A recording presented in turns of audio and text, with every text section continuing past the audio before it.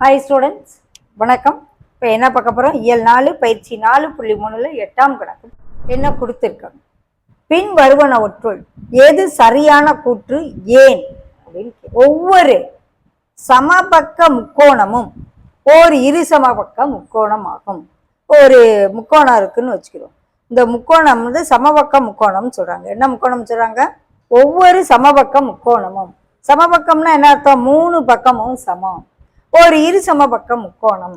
3 பக்கமும் சமமா இருக்கும் பொழுது அதுல 2 பக்கம் சமம்னு சொல்லி இரு சமபக்க முக்கோணம் நம்ம சொல்லிடலாம் இல்லையா? 3 பக்கமும் சமம்னா இந்த ரெண்டுமே சமமா இருக்கும்னு சொல்லலாம்.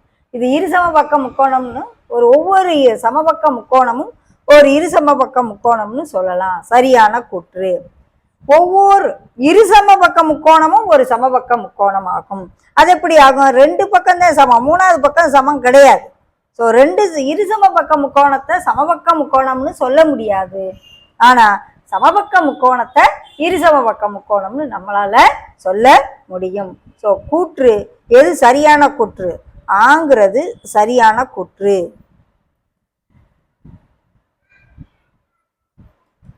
ஏன்னு கேட்குறாங்க.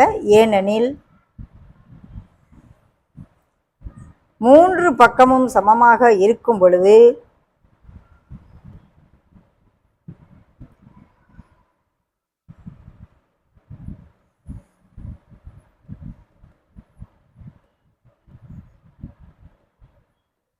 அது சமபக்கம்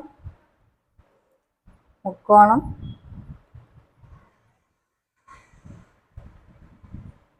ஆர் இரு சமபக்க முக்கோணம் சொல்லலாம்.